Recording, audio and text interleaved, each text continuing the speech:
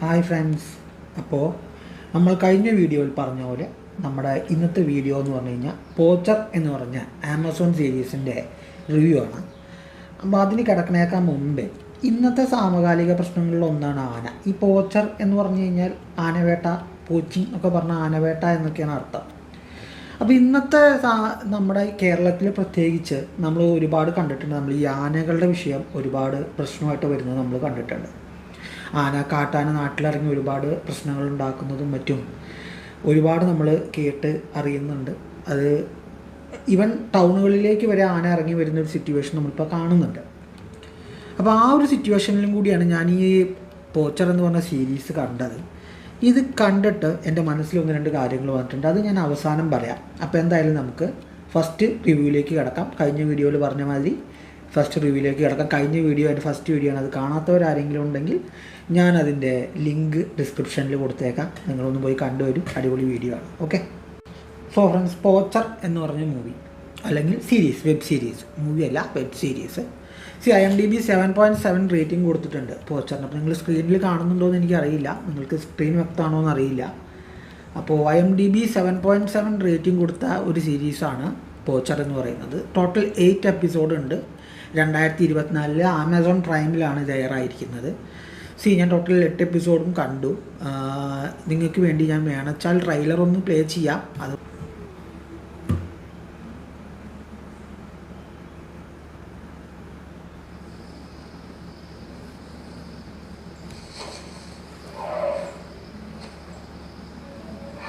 കണ്ടില്ലേ, ആനയാണ് ആദ്യം കാണിക്കുന്നത്.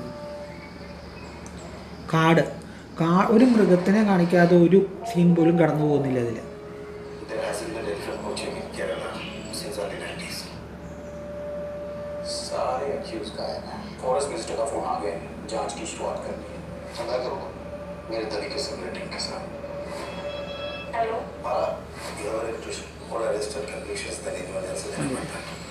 ഇവരാണ് ഇതിലെ മേജർ ക്യാരക്ടേഴ്സ്.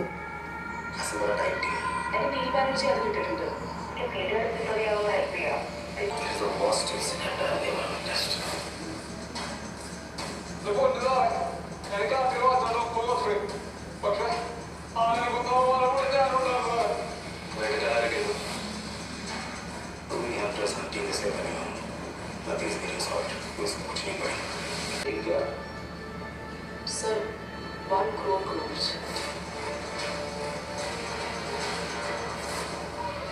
ഇത് ബേസിക്കലി മലയാളമാണ് ഇതിൻ്റെ ഒറിജിനൽ ഓഡിയോ. കേരളത്തിൽ നടക്കുന്ന സംഭവത്തിനെ ആസ്പദമാക്കിയിട്ടാണ് ഇത് എടുത്തിരിക്കുന്നത്. 2006 ഇങ്ങനെ ഡയറക്റ്റ് ഒരു ട്രൂ ഇവൻറ്റ് നടന്നിട്ടുണ്ട് എന്നാണ് പറയുന്നത്. സോ അത് നിങ്ങൾക്ക് ഗൂഗിളിൽ സെർച്ച് ചെയ്താൽ അറിയാൻ പറ്റും പോച്ചിങ്ങിനെ കുറിച്ചിട്ടൊക്കെ.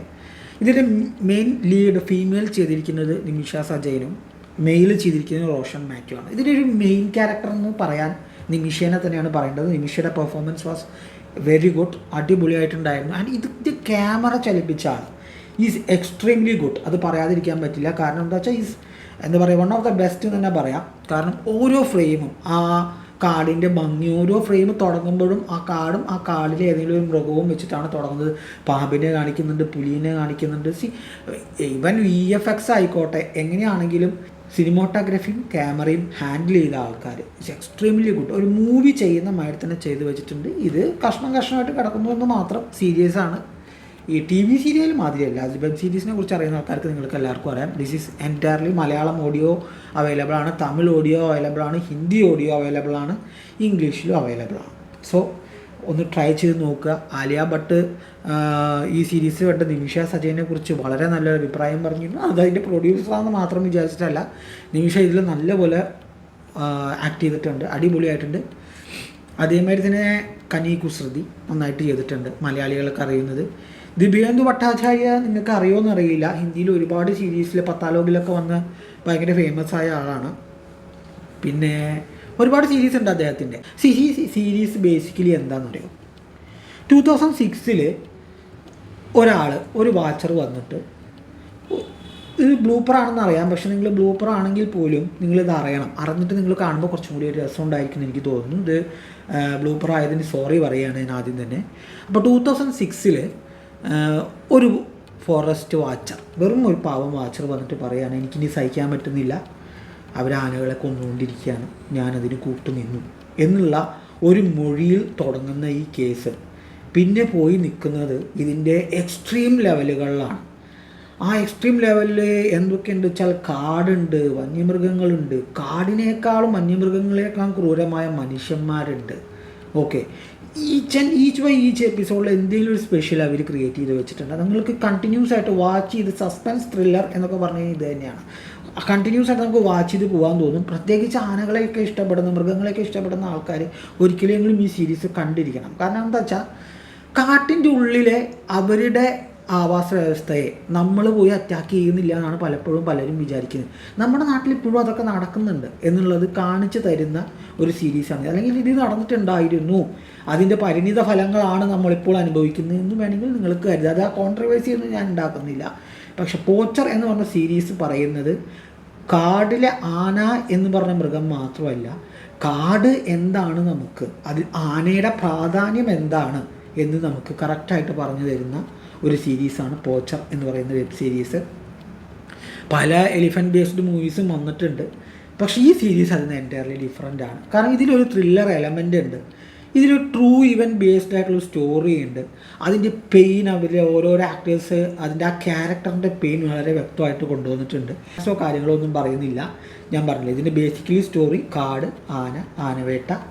ആ ആനവേട്ട 1996-4 അവസാനിച്ചു എന്നാണ് എല്ലാവരുടെയും വിശ്വാസം.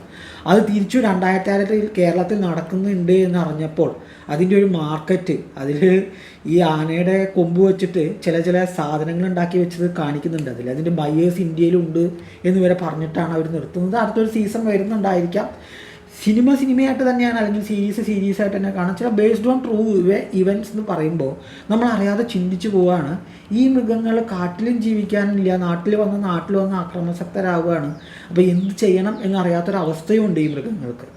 അപ്പോൾ ഇതൊരു ഡിബേറ്റിനുള്ള വഴിയൊന്നും ഞാൻ വെക്കുന്നില്ല. ഞാൻ സീരീസായിട്ട് ഞാൻ പറഞ്ഞില്ല, നിങ്ങളുടെ ആദ്യം പറഞ്ഞു. എനിക്കൊരു ചോദ്യം നിങ്ങളോട് ചോദിക്കാനാണ്. കാട്ടിൽ നിന്ന് ആന നാട്ടിലേക്ക് ഇറങ്ങി വരുന്നത് ശരിക്കും എന്തുകൊണ്ടാണ്? നിങ്ങൾ എപ്പോഴെങ്കിലും ആലോചിച്ചിട്ടുണ്ടോ? അതെൻ്റെ ഒന്നാമത്തെ ചോദ്യം. ഈ നാട്ടിലേക്ക് വരുന്ന ആനകൾ എന്തന്വേഷിച്ചിട്ടാണ് വരുന്നത്? സ്ഥിരം ബേസിക്കലി നാട്ടിലേക്ക് എത്തുന്നത് എന്തുകൊണ്ടായിരിക്കാം ഇവർക്ക് ഇറങ്ങി തിരിഞ്ഞ്? കാട് കുറഞ്ഞു, കാടിൻ്റെ വിസ്തീർണം കുറഞ്ഞുകൊണ്ടിരിക്കുകയാണ് നമ്മുടെ നാട്ടിൽ. അത് നിങ്ങൾ ആരും മനസ്സിലാക്കുന്നില്ല. അവരുടെ ഒരു ബൗണ്ടറി അവർക്ക് മനസ്സിലാവുന്നില്ല, അല്ലെങ്കിൽ അവരുടെ ഒരു ബൗണ്ടറി മനസ്സിലാക്കി കൊടുക്കാൻ പറ്റിയത്ര വാച്ചേഴ്സോ ആൾക്കാരോ ഉണ്ടോ നമ്മുടെ ഈ കേരളത്തിൽ? ഞാൻ നമ്മുടെ കേരളത്തിൻ്റെ കാര്യം പറയുന്നുണ്ടോ, ബാക്കിയുള്ളവരുടെ കാര്യം എനിക്കറിയില്ല, ഞാൻ നോക്കുന്നില്ല.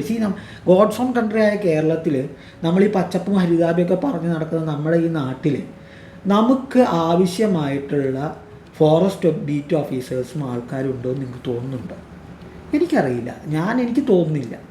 അല്ലെങ്കിൽ വളരെ വ്യക്തമായൊരു വാച്ചിങ്ങും അതിനൊരു ബൗണ്ടറി നിശ്ചയിച്ചിട്ടുണ്ടെങ്കിൽ എന്തുകൊണ്ടാണ് ആനകൾ നാട്ടിലേക്ക് ഇറങ്ങി വന്ന് മനുഷ്യന്മാരെ കൊല്ലുന്നൊരവസ്ഥ ഉണ്ടാവേണ്ടത്? അത് അവിടെ താമസിക്കുന്നവരുടെ തെറ്റാണോ, അതോ അല്ലെങ്കിൽ ഇത് മുന്നേ ചെയ്തു വെച്ച ആൾക്കാരുടെ തെറ്റാണോ, അത് തിരുത്താതിരിക്കുന്ന ഇപ്പോഴത്തെ ആൾക്കാരുടെ തെറ്റാണോ? ഞാൻ ഗവൺമെൻറ്റൊന്നും പറയുന്നില്ല, ആരൊന്നും പറയുന്നില്ല. ഓക്കെ, അപ്പോൾ നിങ്ങൾക്ക് മനസ്സിലാക്കാവുന്ന കാര്യങ്ങളേ ഉള്ളൂ. എന്നാലും ആന നാട്ടിലേക്ക് ഇറങ്ങുന്നത് ഒരു പ്രശ്നം തന്നെയാണ്. മനുഷ്യൻ്റെ ജീവന് വിലയുണ്ട്, പക്ഷെ മനുഷ്യന് 6 അറിവാണ്. 6th സെൻസുള്ള ജീവിയാണ് മനുഷ്യൻ. അതിന് 6 അറിവൊന്നുമില്ല, അത് ഒരു മൃഗമാണ്. അപ്പം നിങ്ങൾ ആലോചിച്ച് നോക്കൂ. അപ്പോൾ ആ മൃഗത്തിൻ്റെ ബൗണ്ടറി മനസ്സിലാവുന്നില്ല. അപ്പോൾ വരുന്ന അവസ്ഥയാണ്. ഞാനിത് ആനേനെ ന്യായീകരിച്ച് പറയുക അല്ലെങ്കിൽ വേറെ ആരും ന്യായീകരിച്ച് പറയല്ല, നമ്മുടെ ഉള്ളിൽ നിന്ന് ഇതിനൊരു തിരുത്ത് എങ്ങനെ കൊണ്ടുവരാം എന്ന് ചിന്തിക്കേണ്ട സമയം എത്തിക്കഴിഞ്ഞിരിക്കുന്നു. അത് എല്ലാവരിലേക്കും എത്തുമെന്ന് വിശ്വസിക്കുന്നു. എല്ലാവരും ഈ സീരീസ് കാണാം. എനിക്ക് വളരെയധികം ഇഷ്ടപ്പെട്ടു. നിമിഷ സജയനും ഡയറക്ടർക്കും എൻ്റയർ ടീമിനും റോഷൻ മാത്യുവിനും ഒക്കെ ഒരു ബിഗ് സല്യൂട്ട് പറഞ്ഞ് ഇന്നത്തെ വീഡിയോ അവസാനിപ്പിക്കുകയാണ്. അടുത്ത വീഡിയോ ഒരു ബിരിയാണി വീഡിയോ ആണ്. അതെന്താണെന്നല്ലേ, അത് നമുക്ക് അടുത്ത വീഡിയോയിൽ കാണാം. അപ്പോൾ ബൈ ഫ്രണ്ട്സ്.